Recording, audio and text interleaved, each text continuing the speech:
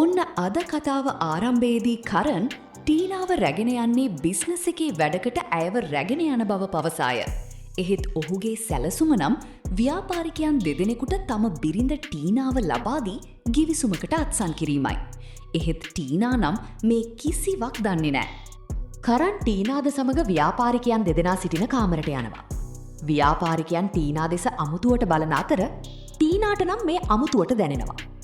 ව්‍යාපාරිකයන් දෙදෙනාගෙන් ඒකයෙක් පවසන්නේ ෂා ඔයා නම් පට්ට වාසනාවන්තයි කරන්. මේ වගේ ලස්සන බිරිඳක් ඉන්නවා කියන්නේ තව මොනවද ඉතින්? කියා ඔහු කරන්ට පවසා ටීනාගේ අතගෙන ඔහු සිප ගන්නවා. එසේ කරත් ප්‍රතිචාරයක් නොදක්වන කරන් දිහා ටීනා හැරී බලන අතර කරන් කියන්නේ ඒ හැටි දෙයක් නෙවෙයි කියලයි. පසුව ටීනා මට මෙතන එච්චර හරි නෑ. ඒ නිසා මම කාර් එකට යනුවෙන් පැවසුවද එතන සිටි අනෙක් ව්‍යාපාරිකයා ටීනාගේ අතින් අල්ලාගෙන ඇයව පුටුවෙන් ඉන්දනවා. පසු කරන් ව්‍යාපාරිකයන් සමග ගිවිසුම අත්සන් කිරීම කරන අතර මෙතන සිදුවීමට යන දේ තීරුම් යන ටීනා බාත්රූම් යන බව පවසා නැගිටිනවා. කරන් ටීනාගේ අතින් අල්ලා නවත්වනවා. ටීනා කරන්ට කියන්නේ ඇයට වොෂ්රූම් යාමට අවශ්‍ය බව. කරන් කියන්නේ අද අපි රාත්‍රිය බව. ඔහු අත්සන් කරන කල් ඇයට රාත්‍රිය ගත කිරීම සඳහා සුදානම් වන ලෙස පවසන අතර ටීනා මුනන් මොන වගේ ජරා මනුස්සයෙක්ද යනුවෙන් සිතා එතනින් යනවා. වොෂ්රූම් එකට යන ටීනා දොරට හේතු වී අඬන්න ගන්නවා. ටීනා නොමැති නිසා බාත්රූම් එකේ දොර ළඟට යන කරන් ටීනාට කියන්නේ ඇයි මෙතරම් පරක්කු. ගිවිසුම අත්සන් කර අවසන් බැවින් එළියට පැමිණෙන ලෙසද ඔබ තවත් ප්‍රමාද වුණොත් දොර කඩා අයව එළියට ගන්න බව. ටීනා කුමක්ද සිදු කරන්න කියා සිතා ගැනීමට නොහැකිව සිටින අතර කරන් දොරට පහරක් එල්ල කිරීමට යාමේදී ටීනා දොර ඇරගෙන එළියට එනවා. එහෙත් මේ සිටින්නේ නම් ටීනා නොවේ. එළියට පැමිණි ටීනා පවසන්නේ ඔබට මෙම ගිවිසුම සම්බන්ධයෙන් ඇයට කලින්ම පවසන්න තිබුණු බව සහ ඔහුගේ සතුටට ඇය අකමැති නොවෙන බව පවසනවා. පසු ටීනා කියන්නේ එහෙත් මෙතන ඔබලා 3 දෙනෙක් සිටින නිසා ඔබලාට ආකාර 3ක් අවශ්‍ය වෙයි නේද කියා ටීනා පවසනවා.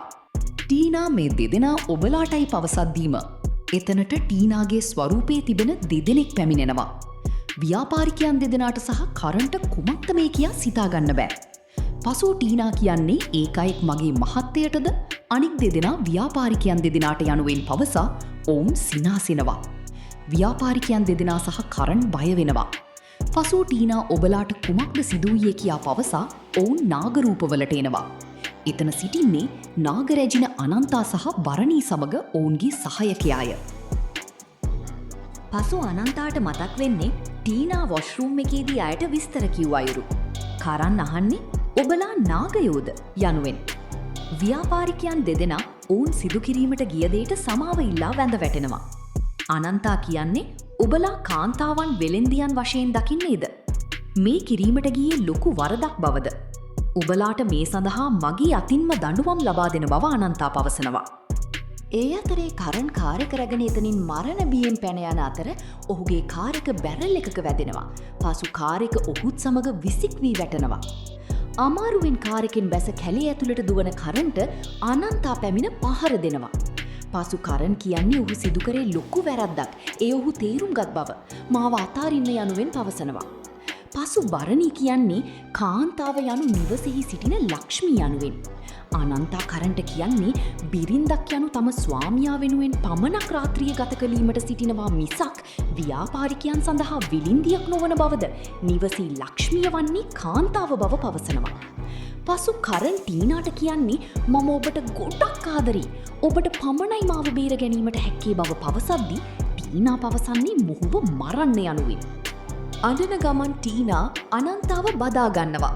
අනන්තා කියන්නේ මේ සිදුවුන දේ සිද්ධ වුණේ හැමෝගෙම හොදට යනුවෙන්. පසු අනන්තා මේ ඇගේ යුක්තියේ මාර්ගයයි යනුවෙන් පවසනවත් සමග අද කොටස අවසන් වෙනවා. ප්‍රේම දඩේම ඉදිරි කොටස් බලීමට අපිව සබ්ස්ක්‍රයිබ් කර ලයික් කරන්න. තව මේ වගේ වීඩියෝ ඕනේ නම් නෙක්ස්ට් යනුවෙන් කමෙන්ට් කරන්න.